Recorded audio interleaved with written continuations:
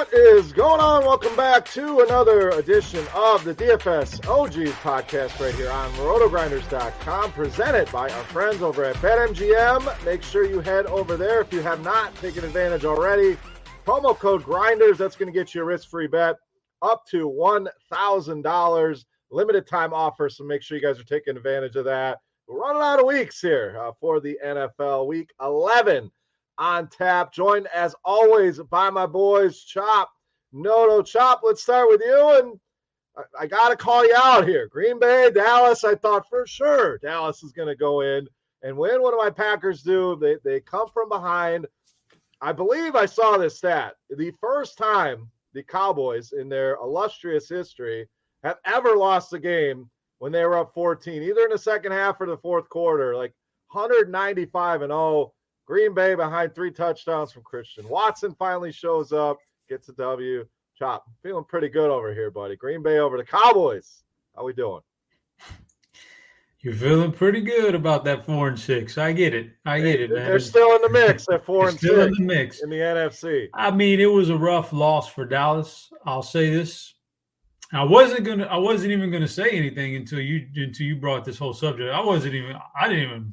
I moved on once the game was over. I had to jab you a little. There's not you got to jab me, so now I got to jab back. Come on with that old. All right, come on. That last drive in overtime, that first drive in over, Dallas would have iced it. Are you kidding me with those 2 penalties? A holding call and then the non-call on the pass interference. Come on, give me. It was pretty clear. The NFL had it out for the Cowboys that day. All right, you want to go to excuses land? That's fine. Whatever it takes. But the W's in the books. That's what I'm not going to argue with those. Hey, when you're on the right side of those calls, you're like, well, damn. I'll take that. My original thought, what I was going to say was, hindsight is 20/20. But when a team hits absolute rock bottom, they've got nowhere to go but up. And we should have saw that with Green Bay. Like, you don't lose to Detroit like that. Aaron Rodgers, rock bottom game maybe of his whole career. We kind of maybe should have saw some writing on the wall. He can't get worse than that. And they were much better that game. So, but that's been the whole season. Can't quite read the cues before they come for me this whole season. So. Well, that's good news for us because we definitely hit rock bottom last week on the fix. So nowhere to go but up. It's been a great run, a great season. These weeks are going to happen. So a tough week, rock bottom for sure. But week 11, new possibilities, a chance to get those records back on track. Noto, how are you? How was week 10? Any thoughts on this Cowboys-Packers little rivalry here?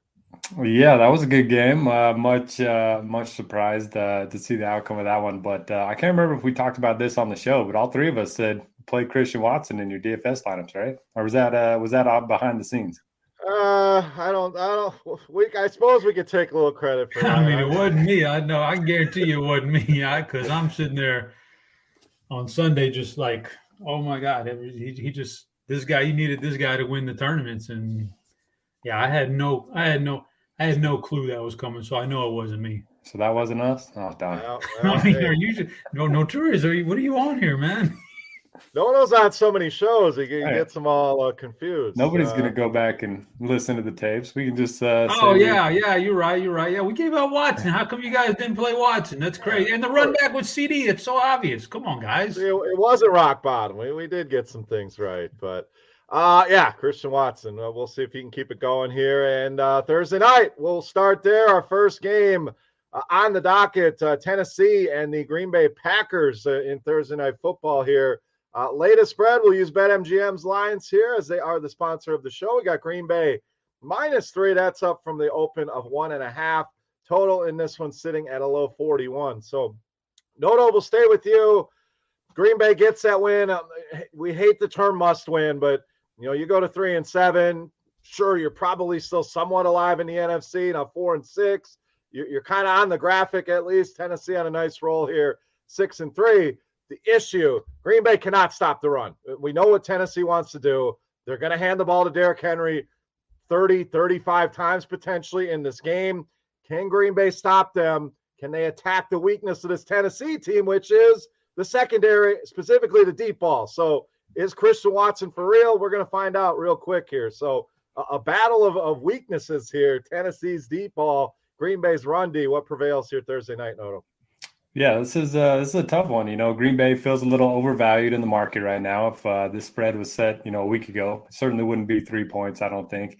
And then the Titans, coming off of a big win where Derrick Henry didn't really do much. I was really surprised to see, the passing attack get going a little bit in that one. The defense played well against the Broncos. But, you give life to Aaron Rodgers. I just think I have to go with the home team in this one. Lambeau's a tough place to play. Going to be tough stopping Derrick Henry, but give me the Packers in this one. I'm locking my boys in here. I'm feeling good. Maybe I'm riding high off of last week, but you got to think they make a concerted effort to stop this guy. Make the Ryan Tannehill beat you throwing to Robert Woods. And, I know Treylon Burks is back, Austin Hooper, whoever else they're going to roll out there. Just stack the box. Let's take Ryan Tannehill beat you. But the ability to attack this defense, the secondary, the deep ball, I think is going to be in play here. So I'm going best bet, number 1, Green Bay, -3. Chop, what do you got here Thursday night, Titans, Packers? Yeah, I don't know about this game, so I don't have a definitive pick. Like on one side, the way you can beat the Packers defense is on the running game. And Derrick Henry, there's probably no better pure running threat out there than Derrick Henry to just pound you 30 times. And on the flip side, Tennessee has no passing game. I just can't believe how bad they are in the air. So I don't trust them, and I don't know. I just don't have a lean on this game at all. I'm going to pass on it. All right, let's go to Sunday. First game up, we have Carolina and Baltimore. Big spread here, opened at 13. That's come down to 12 here at BetMGM. It's come down as low as 10.5 in some other spots. Total at 41.5 here, Chop. So a lot of points. Carolina looks like Baker Mayfield back under center. I don't know if that's good or bad with what we've seen from P.J. Walker here. Baltimore, we'll see if Mark Andrews is back in that lineup, expected to be back here. So a big spread here, Chop. You back in the Ravens here? We taking the points of Carolina? I'm back in the Ravens. I'm going to lock the Ravens in here. I've seen enough now of Baker Mayfield to know just how bad he is. And so I think we're going to go right back to that same early season Panthers that were just terrible on offense. At least Walker provided some kind of a spark. Ravens probably got to be as healthy right now as they've been in a while. They're going to get Mark Andrews back here, and Lamar's going to be able to, he's probably feeling pretty good after a little week off. So, yeah, I think the Ravens are going to run wild on them. All right, best bet number 1, Chop, going with the Baltimore Ravens. No, I saw a nod over there. You with Chop here on the Ravens, or are you taking the points to Carolina? Yeah, as soon as we saw, Baker Mayfield get named the starter, got to go with the Ravens in this one. Baker's just been so bad. P.J. Walker at least gives him a fighting chance. So I'm with them. Looks like Gus Edwards is going to be back as well. I think that's a positive. Just a home team coming off the bye. I think the Ravens are due for one of those games where they just, smash one of these weak opponents. Is that a best bet? That is best bet. Best bet number 1 for Chop and Noto. Baltimore Ravens next game, Cleveland and Buffalo. Now, the story here, guys, I just kind of heard this before we started recording. They're expecting 4 to 6 feet, not inches, feet of snow in Buffalo. So this game, it turns out, could be moved to Detroit with Detroit on the road here. Buffalo lined up for a Thanksgiving game in Detroit the following week. So we'll have to keep an eye on that. But 4 to 6 feet of snow. No, you deal with a lot of snow out there in Utah. And in the Midwest, sure, we may get a foot, 2. I've never heard of and never seen 4 to 6 feet of snow. Can you attest to this, what this would look like? Yeah, I want to say when I was little, your memories tend to get exaggerated as you get older. So maybe once or twice when I was little, but 4 to 6 feet, that's just wild. So that definitely would change my thoughts on the game if this is in Detroit, because I think, Buffalo would just run away with it indoors against Cleveland. So, and if it's in the snow, you got to think, Nick Chubb's going to be able to keep it on the ground, have some success there. So I don't have a strong take yet, and I probably wouldn't put any money on it until we know what's going to happen in this game. Yeah, unfortunately, I'm with you. I don't know that I can make a strong take here on this game. If it's in the snow, Josh Allen feels like he'll be able to kind of run wild on the ground. You're right about Nick Chubb. What does the passing game look like? Is it still snowing? Is it windy? So just a lot of question marks here. So I'm going to back off of this one. Let's get you the latest numbers. So Buffalo opened at 6. It is up to 8 here at BetMGM. The total 41.5. So, Chop, a lot of question marks here. I mean, a ton of snow coming. Could be in Buffalo. Could be Detroit. We have no idea. Any thoughts here before we move on? I got two trains of thought here. Number one, can't make a real pick on this because I don't know where it is. If it's in the snow, like you said, it favors Cleveland. It stifles that Buffalo wide open offense that makes them very good. And if you move it indoors, and then it's going to favor Buffalo. So can't make a pick, not knowing all that. I just have one little rant I'd like to get out of the way real quick. Just watching that game last week, Buffalo. I said going into the game, I was thinking in my head, okay, let Josh Allen heal up, man. You don't win a Super Bowl this year. It's Super Bowl or bust. You can't just get back in the playoffs, win a couple games, and it was a successful year. No, you have to win a Super Bowl if you're Buffalo. That's your standard right now. You're not going to even come close to that without a healthy Josh Allen. So I was thinking, got the elbow injury. Let the guy sit for a couple weeks. Just let him rest up. There's no harm in that. You're going to make the playoffs. You're going to be a lot better off. You got more of a chance to meet your goal with a healthy Josh Allen, even if you have to go on the road for 3 playoff games, as opposed to having home field advantage through everything, but having Case Keenum back there. No, you're not winning the AFC with Case Keenum. I don't care where you play. Why they ran Josh Allen out there when he was clearly affected by that elbow. I mean, you could see, I thought he was done for the year when he jabbed at the interception. Oh, yeah. Yep. I thought he was done, man. I thought, oh, shit, that's it. And I just traded for the guy in season long, too, because the other guy got nervous. So I'm like, just rest him. Why you don't rest him?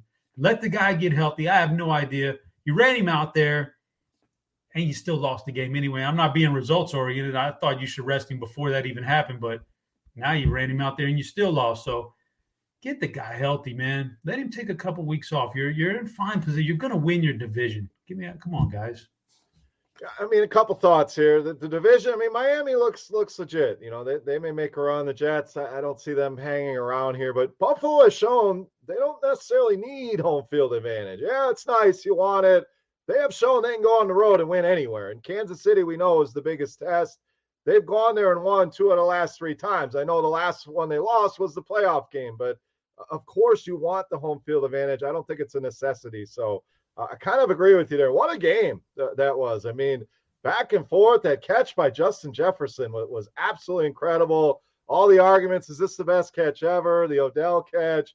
That thing on 4th down, I mean, he doesn't bring that in, the game's over. It's as simple as that. So, no, any thoughts on the Bills, Josh Allen, that game, the catch, any of that stuff from last week? It's an incredible game.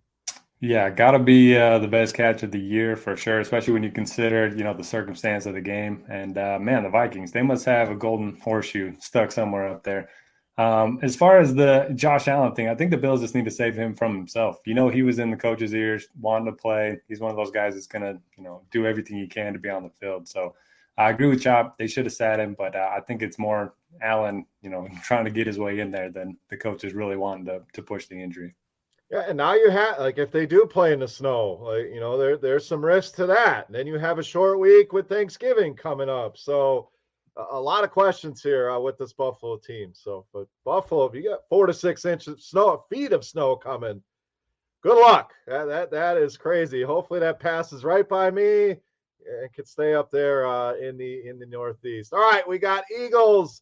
Colts up next. Eagles no longer undefeated, shocked at home by Washington here on Monday Night Football. We'll see if they can bounce back. This thing opened Philly -10. It's come all the way down to Philly -6.5, pretty much everywhere, total at 44. So, Noto, we'll stay with you here. Philly finally looks vulnerable. You got to give it up to Washington. Goes in, gets it done. Colts side, everybody laughed about Jeff Saturday. He goes to Vegas. I did try to warn you guys. You guys are all about Vegas with the whole Jeff Saturday situation. And I didn't bet Indy. I'm not trying to toot my own horn here, but how bad is Vegas is the main question here. But they did get Jonathan Taylor going. The weakness of this Philadelphia team is against the run, Noto. So does that game plan work? Was it just a kind of a one game? Okay, Jeff Saturday, somebody new. Now Philly gets back on track and blitzes them here under a touchdown. What are you doing, Eagles and Colts? Yeah, well, to be fair, we were under the assumption that Sam Ellinger was going to be the quarterback, and so was everyone else. In pregame warm-ups, all of a sudden, Matt Ryan's out there. But I'll take the loss on that one. And, Jeff Saturday, if he's going to get it done, I'll dust off my resume. I'm coaching my little son's basketball team, so might as well get in the NBA coaching ring here soon. The Nets could use somebody. Yeah, I'm available, Brooklyn, if you're listening. As far as the Eagles go, I mean, man, everything went wrong for them in that game. All three of their turnovers before the last one on the last play were, very, very, very unlucky. The one was in A.J. Brown's hands, got intercepted. Then the missed face mask call on Dallas Goedert when he got hurt and fumbled. And then, obviously you had the Quez Watkins bomb. He looked like he was going to get up and score, and then he got tackled from behind. So I'm not worried about Philly in the slightest. I think they're going to, bounce back in a big way. I'm worried about the Goddard injury, but I think I think the flash in the pan of Saturday is just not going to last. On this show, it's Dallas Goedert. That's right. You got to get that name right. But French. He was placed on IR, so he'll be out 4 weeks. A.J. Brown, questionable. So, Chop, we saw this team, look a little vulnerable. Injuries piling up here. The Colts feeling good about themselves. Stud running back against a shaky run D for an 8-1 team. Can the Colts do it again, or does Philly get back on track here? I don't have a lean on this game, so I'm not gonna. But I'll say this: that they won't miss Goedert very much at all. You know who they miss is Jordan Davis, their pick, stud rookie out of Georgia. He was the guy that was up for could have been a Heisman finalist last year. He was that good on deep, that dominating as an interior defensive lineman. And when he went out, and he should come back in a few weeks, but not anytime soon. These guys are getting run on. So what do we got now? Oh, we got Jonathan Taylor coming, and Taylor looked really good last week. Now, I don't know if it was Jeff Saturday tweaking some things in the offensive line or what happened, but he looked a lot more like the old Jonathan Taylor. So this is going to be a real battle right here as to, can the Eagles throw some spackle on that gap right there in the middle and try to get through this game, or is Jonathan Taylor going to crush them up the middle running the ball? So I'm very interested, but I have to abstain from a pick because, who knows, man. I want to say Philly big bounce back spot, but can't do it on the road against the Colts. Right. I'm kind of want to say Colts, but I feel like we missed the boat already. I mean, if you had Indy or plus 10, to me, that's a no-brainer. Now that it's under a touchdown, it makes it a little bit more challenging to go on the Indy side of things. So I'm going to be with you guys. I'm just going to stay away from this one. I do think Philly bounces back. Feels like the Colts are riding a little bit high on that one, but we'll see. I'm going to avoid that one as well. Next up, Washington and Houston. Opened up Washington -2.5. That's climbed to 3. Total at 40.5. So, Chop, we'll stay with you. The question here, okay, you're the coach of Washington. Is it Taylor Heineke? Is it Carson Wentz? I don't know that decision is coming this week, but it's coming around the corner. Chop, who's the quarterback here? And then get into this game. Houston continues to struggle against the run. Do we look to Robinson, Antonio Gibson in this one? McLaurin playing well with Heineke, but who's that starting quarterback, Chop? Heineke or Wentz? Are we even debating this? That's what I said. How do you not have Heineke? There is no way you can go back to Carson Wentz right now at this point. It's a done deal. You've seen all you need to see, right? He's terrible. He's been terrible for years. You can't, and then you got this other guy who comes in and he actually gives them a spark. And it's not the first time. He did it last year too. I'm not saying he's a world beater at quarterback, but he's a lot better than what Wentz is giving you. This isn't a no-brainer. You don't go back to Carson Wentz, or else you just deserve to get fired as a coach, man. That's it. You just don't deserve your job. You probably lose the team as well. I mean, they're feeling good. They're playing well. They're back to 500. 5-5, man. This team sucks, and they're 5-5. Exactly. You gotta give them some credit there. You can't go back to win. So, but I'm kind of over the whole. I think trying to figure out who should I bet, who's the better team. I think you just got to play the letdown or bounce back kind of spots like that. And this has got to be a classic letdown for Washington after that win on Monday night. Was that Monday night? Yep. Monday Night Football, short week, biggest win of the year, biggest win in 2 or 3 years. You took down your undefeated division rival. Got to be a big letdown spot. I got to lock in Houston at +3. I know they suck. I know they say it, and it hurts me to have to take a team like that. But I need to start. The other stuff isn't working. Like just trying to figure out the numbers, and crunch the numbers. Is this team good? This team bad? Let's just play the bounce back, letdown kind of spots. And this is a classic letdown. So let's take the field goal plus a hook and take Houston at home. Lock it in. Best bet. Lock it in. Hey, I'm going to make you feel better. I'm also on Houston in this spot here. A lot of the reasons you mentioned, I think Houston remains competitive. We've said that all season long.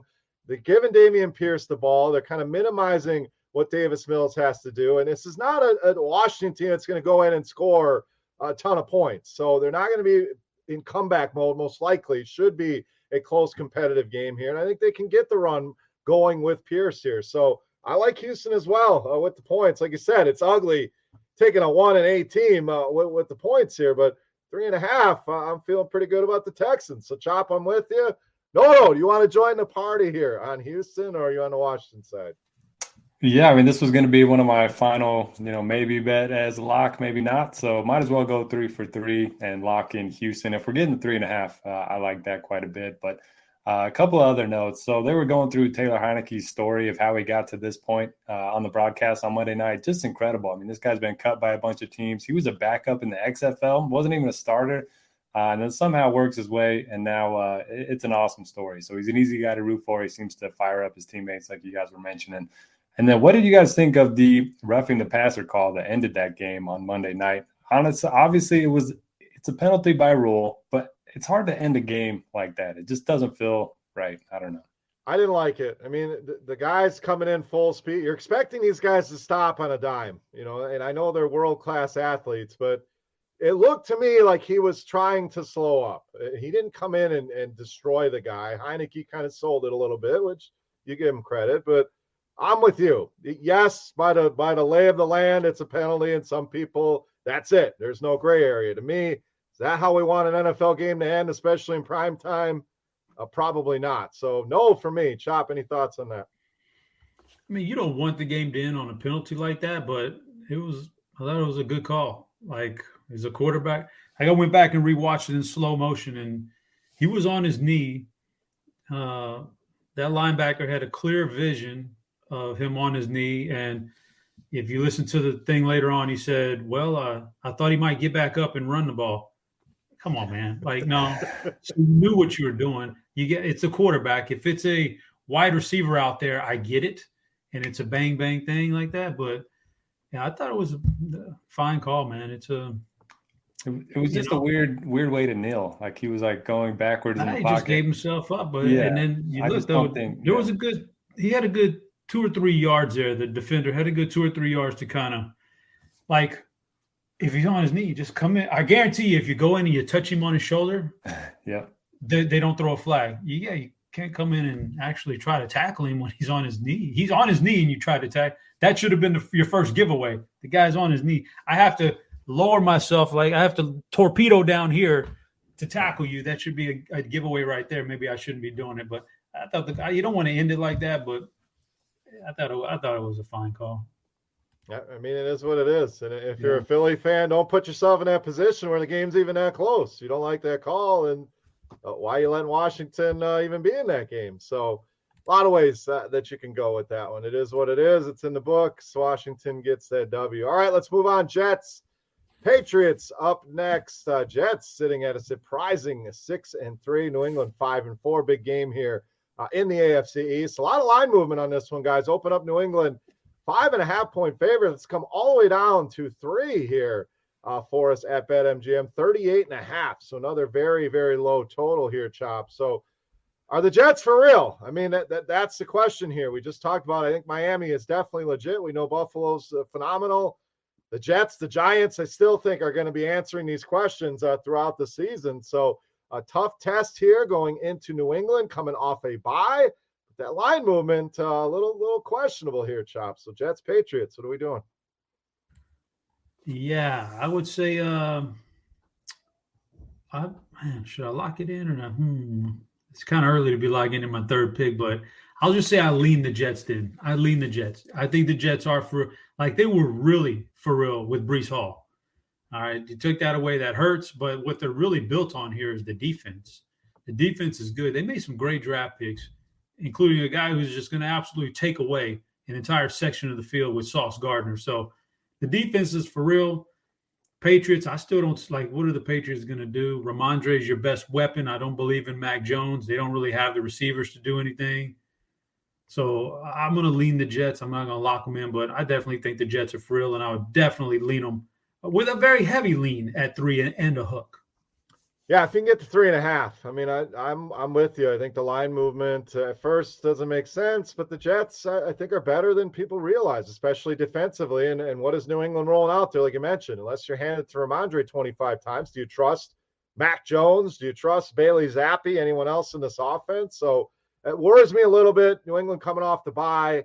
Noto, thoughts on this one? I'm staying away from this game with the line movement, with the bye week, but are the Jets for real here? Can they go into New England and get this done? Well, the last time I checked, Zach Wilson was still their quarterback. So I am locking in the Patriots. Look, I love the Jets defense, love everything they've done so far this season, but they're relying on a lot of turnovers. You got to go into New England off the bye week. Mac Jones, the only thing he does well is manage games.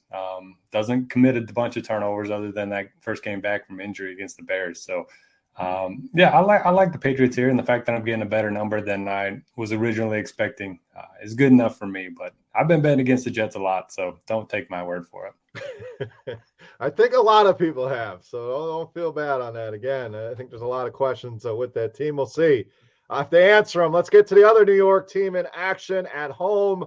The Giants hosting the Detroit Lions, coming off a big win last week, and should have known better. It was on the Bears. The whole world was on the Bears, and they had it, man. We know better. Yeah, they did have it. They should have put that away, but Justin Fields, we'll get to him momentarily. But kudos to the Lions. Back-to-back wins now, 3-6, and I wouldn't say they're back in the mix, but much better than 1-8. So open Giants 4.5. That's come down to Giants -3 here in this spot. Total at 46. So, Derek, we'll stay with you. Can the Lions keep it rolling? And Giants for 7-2 to only be 3-point home favorites here. A little questionable here. What do you think of the spread? Yeah, I mean, I always worry about Jared Goff on the road, outdoors in the cold, but the Giants, they just haven't been putting teams away. I mean, they've been winning a lot of close games. Even last week, against the Texans, they didn't really run away with that game. So if you're giving me the 3, I think the game's going to be decided by a field goal. I would lean toward Detroit, but definitely not going to be locking that in. I lean Detroit here as well. I'm not locking in as a best bet. I'm trying to debate, is this reacting to the last 2 weeks, Chop? Is it the Giants, who Noto mentioned, they're not killing anybody. They barely score any points here. So the Lions offense should be able to find success against this defense. What do you got here? Lions, Giants, a small 3-point spread here. Small spread. Tough game to figure out here. I'll say this much. If you're telling me there's 3 to 6 feet around Buffalo in snow, then New York's got to be kind of at threat to get some of that. Also, some of it, any kind of weather that is going to take away from the passing game, while you would think that favors the Giants, because the Giants don't pass that much. I actually think if we have to go to a running game here, I think that favors Detroit. Right. I want some more Swift. Please, God, give Swift some more carries, man. If he's healthy enough to be playing, let's play him for real. If he's not, then let's sit him for even longer and let him get healthy, man. But, I want that Detroit running game in some subpar weather. So I would lean Detroit. Yeah, I don't get why they don't rest him. If you're not going to use him, you can still use Jamal Williams, but why give the guy, 10 snaps? What's the point? The old decoy. No one's worried about a decoy when you're the Detroit freaking Lions. So I'm with you. We'll see what they do there. But guy's so talented to see him kind of wasted right now. Really sucks. So we'll see what happens with him. Next game, the Rams and the Saints. News with the Rams this week. Obviously, Cooper Kupp going on IR. Not looking good here for the Rams, sitting at 3-6. This one opened up New Orleans -1 chop. That's gone all the way up to -4, 4.5 in some spots. I'm seeing a 6.5 at a book here. Total at 38.5. I have a best bet coming up for this one, chop. And I'm going to toss it to you here. The slumping Rams. The Saints, is it Dalton? Is it Winston? We don't know yet. What do we got here? Rams and Saints. Well, maybe our best bets collide here, but I've got to go Saints here. I wish I would have got this number earlier in the week. Yep. But 4.5, I'm still fine with that because, first of all, this is one of the most severe Super Bowl hangovers I've ever seen from this Rams team, because this isn't that different than this team last year that rolled, and they're getting smacked around this year. But it's not just the Cooper Kupp thing. That's a big injury, but I think they're also down a couple more linemen now too. Man, they're in trouble. Saints, who I haven't even generated as good of a pass rush this year as they have in years past, should still be able to get home to Stafford or whoever's quarterbacking. When he does get it off, who's he going to throw to now? He doesn't have that safety valve. They're in trouble. Give me this. Lock me in the Saints. Best bet. Chop, I'm insulted that you thought our bets were going to collide here. I know. Who knows? That you thought I was going to take the Rams as a best bet, Chop. Come on. Give me the Saints, baby. I love this. This is probably my favorite bet. Like you said, I wish we could have got it, at that one or under a field goal. But to be honest, I think this is one of those, Noto, I know we love to talk about this, that I'm going to look for the advanced lines, the double digits. I don't know how the Rams are going to score points. They have no offensive line. They can't run the ball. Whether it's Stafford, Wolford, I don't care. Allen Robinson is now your best receiver, and Van Jefferson, Tyler Higbee. I mean, how are they going to generate any offense here? As bad as the Saints have been, they still have Alvin Kamara. They still have Chris Olave. They're getting some guys back defensively. I think this is going to be a blowout. So I'd love the Saints in this spot. Give me New Orleans. Best bet, Noto. What do you got? Well, it's time for Allen Robinson to make up for that big contract he signed in the offseason. Not happening. Yeah, I'm with you guys. I'm not going to lock it in because I've lost too much money betting on the Saints this season, but I certainly get everything you're saying, and that would definitely be my lean as well. All right, let's move on. Next game, we have the last game in the early window. Justin Fields and the Chicago Bears taking on the Atlanta Falcons. My Atlanta Falcons here, both teams kind of struggling, 3-7, 4-6. Opened up at Falcons -4.5. That's come down to 3. The total in this one sitting at 50. So I've taken a few weeks off from the Falcons, Derek. I'm going to continue to stay on the sidelines here. I don't have a strong read on this game. Fields has been great. The offense has been incredible. Atlanta, we know, wants to establish the run over and over and over again. Big total game here. Spread moving towards Chicago. I'm backing off of this one. Noto, what do you got here? Bears, Falcons. Yeah, I'm backing off as well. My lean is toward the over, which is weird for two of the most heavy run teams in the NFL, but neither one of these defenses can stop anybody. Can't wait to see Justin Fields indoors. The field in Chicago is pretty bad, and he's just been awesome there. So can't wait to see what he can do against this defense. I'll definitely be using him in DFS. And then the Falcons side, they're going to have a bunch of success as well. So I will take the over, but it feels like one of those games that either team can win this one. Maybe I'm wrong here, Chop, and you may not even know this answer, but is Justin Fields from Georgia? I want to say yes. Maybe I'm wrong there, but I'll have to look that up. But potentially a homecoming game, like Noto said, on the turf. This guy's been incredible. I mean, kind of the new Lamar Jackson, just getting it done on the ground each and every week here. But that spread moving towards the Bears. Chop, you with Chicago and Justin Fields, taking a home team here. Yeah, he originally went to the University of Georgia, and then Georgia made the decision to go with another quarterback, a guy who's not even – he's like was a Giants backup for a couple years, and he got bounced. But then that's when Fields transferred to Ohio State. What was that guy's name? Who was that other quarterback? Man, just a pocket passer. Yes. Just I forget what his name was, but so you're right. This could be. He is from Georgia as well. This is a little homecoming for him. So, I mean, there'll be a time. It might take to the offseason. There'll be a time when they figure it out and make him pass a little bit more. That's what defensive coordinators do. But in season, it's tough to do it. It's tough to figure it all out in season when you've only got a couple practice days to do it in between games. So I expect it. The only question we got at is chalk fields going to bury us again in DFS? Because I swear to you, man, he's been the highest owned quarterback the last couple of weeks, and he's been the highest owned and the highest scoring guy. So you guys don't like 45 fantasy points a week? Why are you fading this guy? I'm not, but I want to know. I want to look up his prices right now. I know we don't talk a ton of DFS on this show, a ton of DFS content here at RotoGrinders, but I have yet to jump in on the salaries. Have you guys seen it yet? I saw him at 7,500 on DraftKings, I think it was. So they bumped him up a G. I mean, it's 7,600. He's still below Josh Allen at 85, Lamar at 84, and Hurts at 82. Yeah, so I'm going to abstain from the game and just kind of figure something out for DFS with this one. I don't know who's going to win this thing. And your Georgia white pocket passer, Jake Fromm. That's him, Frommy. Jake Fromm State Farm. He was so bad, talked about on this show. He was terrible. He was pretty bad. Was he on the Giants for a while? He was. Buffalo, I want to say. He's been a backup on a few different teams here. So, what do you think his ownership's going to be this week? You don't mind rolling him out there again. I mean, what?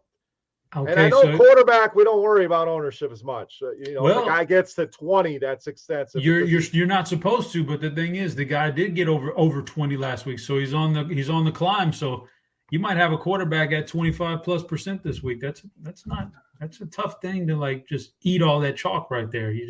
But he's a different cat with the running ability. The only difference this week, we have Josh Allen, Lamar, and Hurts all on the main slate. Last week Allen was dealing with injury, so nobody wanted to play him, and then Jackson and Hurts weren't on the main slate. So I do think he'll be popular, but maybe not 30% again. Over on FanDuel, he is 8,700, third highest. You got Allen and Hurts ahead of him. Lamar is 8,400, so a little bit cheaper. So.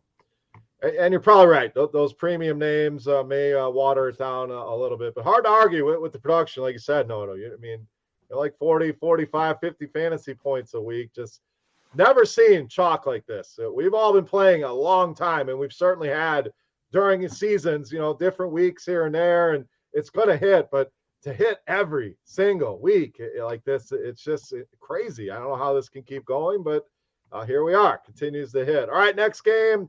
I'll open up the late window here. Looks like we have, what do we got in the late window? 3-game late window. We'll start with the Raiders and the Broncos. Probably the two biggest disappointments. We talked about the Jets and the Giants being surprises.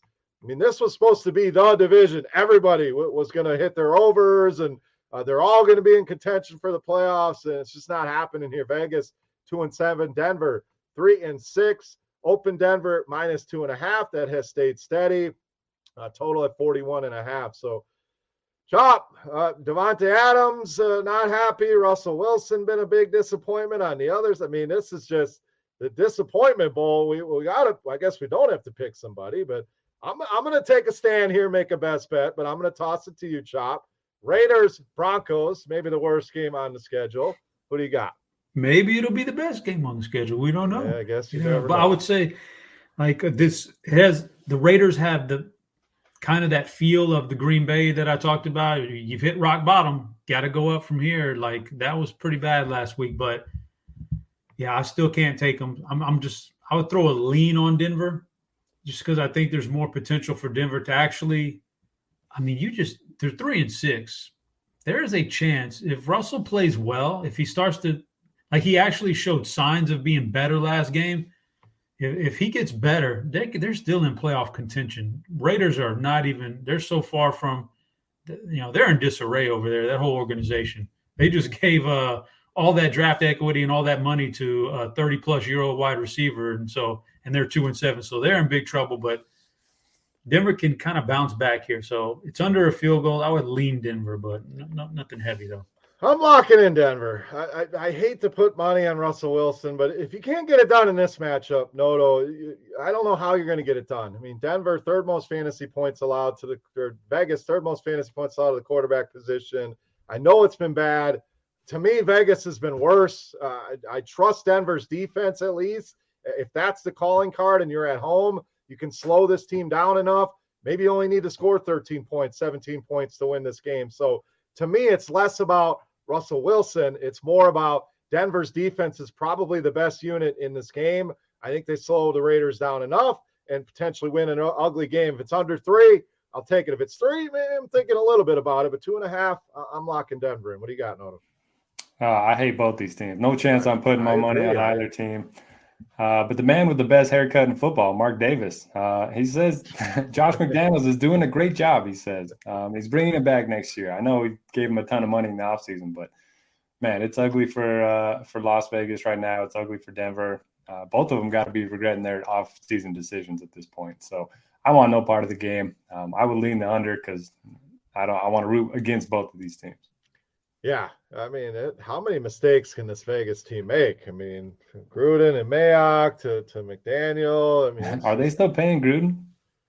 They got to be. I don't know if they got out of that. There may have been something with that, but pretty sure it was like a 10-year deal for Gruden. So just unbelievable. So, yeah, this game's terrible. Chop's probably right. That Carolina-Atlanta game was the worst game on the schedule a few weeks ago, and that turned out to be a game you had to have. So, ugly. Give me Denver here as my 4th best bet. Next game, Chops Cowboys back in action here against the Minnesota Vikings. And guys, this may be the shocking line of the week here. Dallas favored in this game. Opened at 2.5. It's come down a little bit to 1.5 here total at 47.5. So Derek, will stay with you. I'm locking in my last best bet here on this game, but two of the better teams in the NFC. Minnesota, like you mentioned, definitely a horseshoe. Yeah, they're 8-1. I'm going to give them credit. You go into Buffalo, you get it done. But I saw a stat of 8-1 teams going back over the last however many years, and their point differential is way down there at the bottom. They're barely winning these games. Point differential was so low on them. Eventually, that comes back to bite you here. So Cowboys and Vikings with the Cowboys as road favorites. Noto, what do you got? Yeah, this game, the spread and the fact that most people are putting their money on the Cowboys shows that the public's getting a lot smarter. There's a lot more information out there. Everyone's seeing that the Vikings have won a lot of these close games. They've had a lot of generous, turnovers and plays go their way. So it's interesting. I was expecting the Vikings to be favored, and I was expecting more of the money to be on the Vikings given their record, but that's just not the case. But yeah, I like Dallas. I mean, they're just a better team. I worry that Minnesota is going to, keep having that good luck. We've seen that with a couple of teams. I think the Raiders last year had a huge, negative point differential. They kept winning games, but yeah, I got to go with the better team, and I think that's Dallas. I'm with you 100% here. I'm on the Cowboys. I think this will become the public bet. Most people looking at this, how could Minnesota possibly be underdogs? They're 8-1. Dallas couldn't even beat the lowly Green Bay Packers. How are they going to go to Minnesota and win? I mean, these are all the questions that Joe Blow in the sportsbook is going to be asking everybody. How the hell could we possibly take Dallas? I'm locking them in as a best bet here. The bets are about split, though. No, you mentioned some of the splits here. The money with Dallas, with the betting, I could see that going to 65, 70% Minnesota, with the money being on the side it should be, and that's Dallas. So best bet for me, I'm going with the Cowboys. Chop, your boys bounce back. Obviously a tough game here on the road against a good Vikings team. What are you doing here, Cowboys, Vikings? You got to lock in the Cowboys here. Best bet. It's a no-brainer for me. Even if I knew nothing, even if I had no knowledge or rooting interest for the Cowboys or anything like that, you have one team that's their biggest victory of the year in the game of the year. We talked about, bounce backs and that kind of thing, and what goes up must come down. There's no way Minnesota can maintain that level of, excitement throughout this game after what happened last week. So they got to come down a little. Dallas had, I don't even think it's debatable, that was probably the worst loss of the year. They were, because they expected to win that game, and so they're near the bottom of where they should be. So those two things one's got to come down, one's got to go up. It matches up well for the Cowboys here. And by the way, I don't know the numbers. I didn't look up the numbers, but something tells me Dak Prescott, the game in Green Bay last week, I want to say that he's probably not very much of a outdoors cooler weather guy, being from Mississippi and all that, I don't know. I don't have the numbers to back that up. I'd have to look it up. But getting back into a dome environment is probably better for him. I don't think he's had a lot of success like in that kind of weather. And it wasn't even bad weather. It's just, hey, listen, I'm from Texas. It's 40 degrees outside right now, and I don't want to walk the dog. And a guy from Michigan is going to tell me, that's I'm rocking the shorts. And that's barbecue weather. We're barbecuing. We're golfing. We're barbecuing. It's different strokes for different folks. Well, Dak's from Mississippi. If 40-degree weather in Lambeau isn't his style and he doesn't play well, that's just the way it is. But we're back in the dome now, so I think he plays better and lock me in the Cowboys. All right, 2 of us on Dallas. That's my last one, Chop. You still have 1 bullet left. By my count, Noto, you still got 2 remaining unless I missed something. All right, next game. Cincinnati and Pittsburgh, last game in that afternoon window. This one opened Cincy -5.5. That's come down to 4.5, total at 41 here, Chop. So divisional game, no Jamar Chase. So once again for Cincinnati, TJ Watt back for the Pittsburgh Steelers. I expect an ugly one here. I don't have any best bets left, but I lean Pittsburgh here. I lean the under. Chop, are you with me? You going against me to Cincinnati? Bounce back. What do you got here, Bengals, Steelers? I'd be much more apt to take Cincinnati here if Jamar Chase wasn't out of this game. So I think that really hurts their offense. And so I'm kind of neutral on it. So I don't really have a best bet. And that 40.5 is so low. I don't know if I could go under, but I certainly wouldn't go over. So it's just a tough game for me. I'm staying away from it. All right, no. Steelers unders just leans for me here in this one. Chop staying away. What do you got, Bengals, Steelers? Yeah, I like the Bengals this season, but I love the Steelers in this spot. Got TJ Watt back on defense last week. Kenny Pickett after the bye week looked pretty good. He's got some weapons to use. They're using Jaylen Warren a lot more as well. So, yeah, I'm locking in the Steelers +4 at home. All right, 4th best bet for Noto, Pittsburgh. Let's move to Sunday night football. We have the Chiefs and the Chargers open up Kansas City -5.5. That's gone to 6.5, total at 50 in this one, Derek. So Chargers, I don't know that they're going to get Keenan Allen back, so we're going to be devoid of wide receivers once again here. We know the story here with the Chiefs. Interesting part, Isaiah Pacheco kind of taking over that backfield. Andy Reid says, well, we didn't mean to not play CEH. I think he played about 4 snaps. So it's still a 3-headed monster there. Somewhat McKinnon still mixing in here. But Chiefs on a roll here, Derek. Chargers could use a win here. Back in the home team, or you roll with the Chiefs? And isn't it weird that Kadarius Toney hasn't gotten hurt yet? It's yeah. I mean, magically healed too. I mean, the guy couldn't get on the field. He gets traded. Boom. I'm suddenly healthy. Although he caught that touchdown, it was like jumping on 1 foot. I thought he hurt his hamstring and he just kept going with the jump on 1 foot. And I guess it was just a show. But yeah, look, the Chargers always played the Chiefs really close. They should have beat them in Arrowhead earlier this season. But man, their defensive line dealing with a bunch of injuries, offensive line dealing with a bunch of injuries. You mentioned the receivers dealing with a bunch of injuries. I'll take the Chargers, but there's just so many question marks, man. Yeah, I lean the Chargers here as well. It feels like too many points, and some would argue it's under a touchdown. It's probably not enough points, but I still think they'll stay competitive. Like you mentioned, good history here. It's a team that knows the Chiefs well. I think they can win this game even without some of the receivers.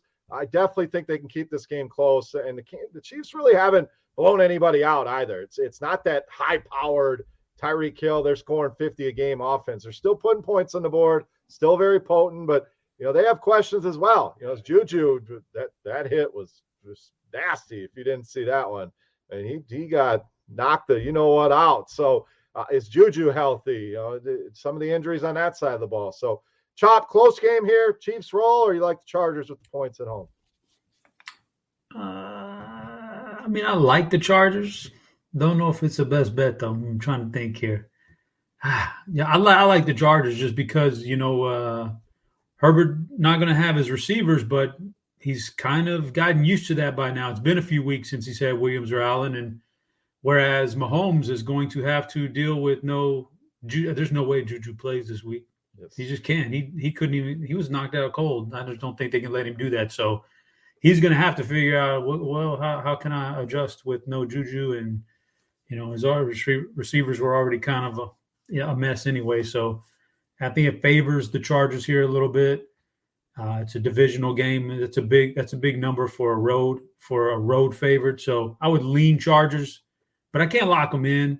So I'd circle back. You could put me in for Green Bay, lock me in Green Bay as my fifth and final, because no way I'm touching that Monday night game as a best bet. I was going to say, man, you're rolling with the Cardinals as your last one here. That'd be pretty bold. So Monday Night Football, San Francisco and Arizona. Big line movement here. San Francisco opened 5.5.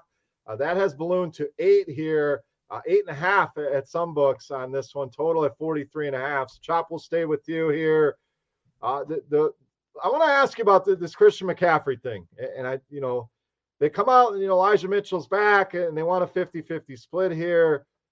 I kind of agree with it. I know fantasy people are going to be upset. We want McCaffrey to be this workhorse, but if I'm San Francisco, I got my eyes on the prize. I think we can win the NFC. I think we can win the Super Bowl. We need to keep this guy healthy.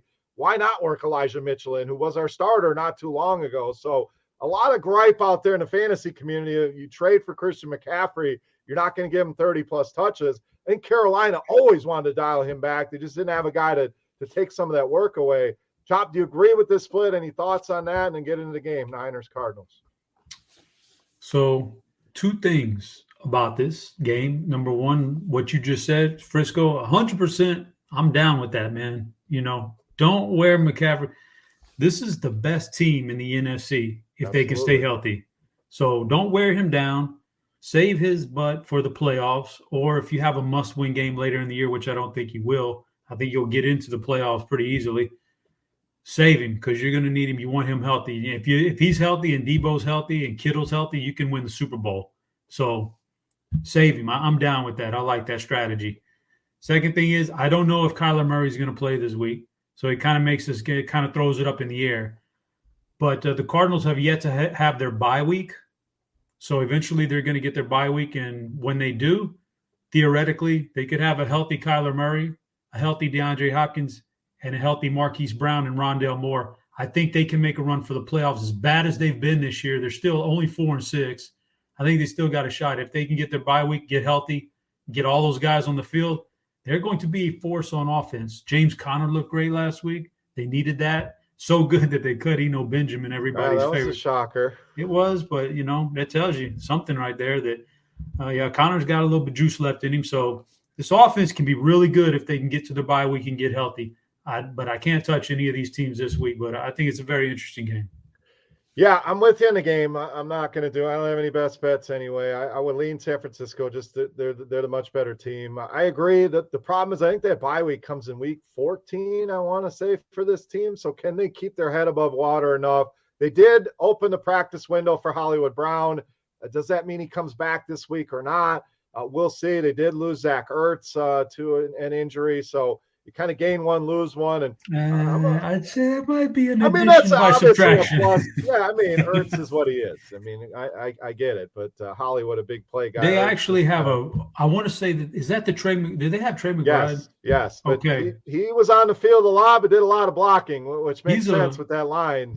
He's a rookie. He's a rookie tight ends. Yeah, rookie tight ends don't usually do well right away, but he was really good. So in college, Greg Dulcich says, "Hold my beer."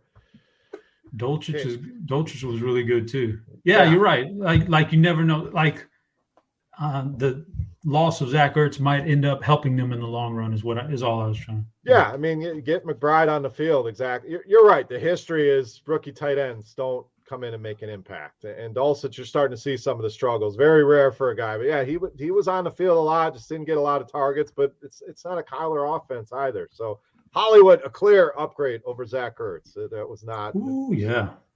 No doubt. That could be nasty when you think about that. Yeah. Hopkins, Marquise over here, and then Rondell in the slot. They could make some noise, man. Don't forget about the Robbie Anderson acquisition that's been targeted one time in 3 weeks. Marquise is so important because it gets Anderson the hell off the field and stops all those stupid penalties. How can a wide receiver be jumping jumping don't before know. the snap, man. It's amazing. I think I'd rather play AJ Green at this point. I mean, he looked like vintage AJ Green on that catch in the corner of the end zone, but that was a great catch. All right, way too much time spent on the Cardinals here. No, still need your thoughts on this game, Niners Cardinals.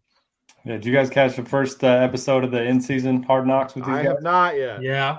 I mean, it's good. Kyler's a weird dude. He's a weird dude, but Buda Baker, man, that guy's awesome. And he was expected to miss 2 to 3 weeks with that high ankle sprain. Plays last week, gets a big interception in that game. He's fun to watch, and he's a star on that show too. So, yeah, Bear, you got to watch that. My lean would just be take the points at home in division, more than a touchdown. But yeah, the Cardinals. This is going to be a fun watch after they beat the Rams last week. They picked the right team somehow. A team that was supposed to be good. They're not good. Struggling. The whole Kyler thing with the video games. Kyler comes across some of that. Yeah, he comes across as a guy who got through high school, like high school and college, didn't have to worry a single bit about football because he was so gifted. Just laid around and played video games, went out to practice in the games and did his thing, and that was it. And then he never stopped doing that, even in the pros. Like, he comes across as a guy who just doesn't work at all for it. It's just everything he does is just natural, and he's not putting any more work. That's just what he comes across as. I don't know though. Well, and then they pay him too, so you get all that money and guaranteed, and where's that motivation to be better? So who knows? But. No, anything else here? And then that split in San Francisco, your thoughts on that real quick. I think it makes a lot of sense to keep him healthy. Fantasy players would disagree. Yeah, I love the split. And that makes it so we don't have to play McCaffrey at 10K every week too. We can play him at a little cheaper price point. But I was just going to say, so my friends and I were talking about the first episode, and one of them said, Kyler looks like he's part of a Key and Peele a show. Like every time they show him on camera, it just looks like he's like not supposed to be where he is, or I don't know. It's just he's making weird faces. I don't know what it is. He's just an interesting guy. Yeah, he absolutely is. So that's on the list. I was actually going to watch that last night, so maybe I'll dial that up tonight. It's like a week behind, right? So they're recapping the previous week. Yep. Okay. All right. I'll check that out for sure. No, unless I missed something, I have 4 best bets for you here. Yeah, give me the Cowboys. All right, Dallas. All right, so quick recap of the best bets. Noto's got Baltimore, Houston, New England, Pittsburgh, and Dallas. Chops rolling with Green Bay, Baltimore, Houston, New Orleans, and Dallas. I am rolling with Green Bay, Houston, New Orleans, Denver, and Dallas. So a lot of overlap. See here, yeah, there's a lot of 2 of us on Green Bay, 2 of you guys on Baltimore, all 3 of us on Houston, 2 of us on New Orleans, all 3 on Dallas. So maybe make some parlays of those all 3s. Pretty good history there. And again, rock bottom last week. We were due to bounce back. The season-long record still looking pretty strong. So that will do it here for Week 11. We appreciate you guys, as always, for tuning in to the show. Do us a favor. If you enjoy the show, click that thumbs up button on YouTube. Leave a review wherever you're listening on a podcast app. We appreciate that. And head over to BetMGM. Use promo code GRINDERS for that risk-free bet up to $1,000. Also, check out scoresandodds.com. Tons of great information there. The ability to compare all these odds and look at different prices and premium picks as well from all 3 of us and a bunch of other people in all of the major sports. So go and check it out, scoresandodds.com. Final thoughts, guys. Week 11. Noto, what do you got? Play Justin Fields in DFS. It's that easy. Play him and print. Says Noto, another 40 ball incoming. Chop, final thoughts here. You playing chalky Justin Fields once again? I'm a GPP guy, so I can't really commit to playing Justin. I'm not like Notorious running them cash games. I got to think about that. But all I know is I have got to have a good week in DFS because it's the last week before Thanksgiving, and we won't be having turkey this year if I can't have a good week. This week we'll be eating like yard bird. Turkey's the cheapest bird. I'll be out there shooting pigeons down off the telephone wire. Damn. Like we've got to bounce back here now. All right. Well, we'll have our annual Thanksgiving spectacular. We will be back next week on Wednesday, so we will get into Thanksgiving games as well as the normal week. So we'll cover everything get you all set up for your holiday next week. But thank you again for listening. Best of luck here in week 11. For Chop, for Noto, I am Beer. We are the DFS OGs. Thank you so much for listening. Best of luck with your bets and your DFS, and we'll catch you next week. Kick off the new pro football season with the king of sportsbooks. Sign up at BetMGM using bonus code GRINDERS, and your first wager is risk-free up to $1,000. Visit BetMGM.com for terms and conditions. Arizona, Colorado, Illinois, Indiana, Iowa, Kansas, Louisiana, Michigan, Mississippi, Nevada, New Jersey, New York, Pennsylvania, Puerto Rico, Tennessee, Virginia, Washington, D.C., West Virginia, Wyoming, or Ontario only. Must be 21 years or older to wager. 19 or older in Ontario. New customer offer only. All promotions are subject to qualification and eligibility requirements. Rewards issued as non-withdrawable free bets or site credit. Free bets expire 7 days from issuance. Excludes Michigan disassociated persons. Please gamble responsibly.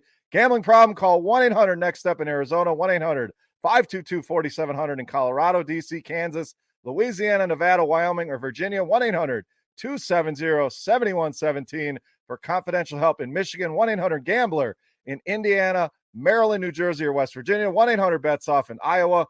1-800-981-0023 in Puerto Rico. Call 877-8-HOPE-NY or text HOPE-NY in New York. Call or text the Tennessee Red Line at 800-889-9789 in Tennessee, or call 1-888-777-9696 in Mississippi and Ontario. If you have any questions or concerns about your gambling or someone close to you, please contact Connects Ontario at 1-866-531-2600 to speak to an advisor free of charge. Sports betting is void in Georgia, Hawaii, Ohio, and Utah, and other states where prohibited. Promotional offers not available in Nevada and New York.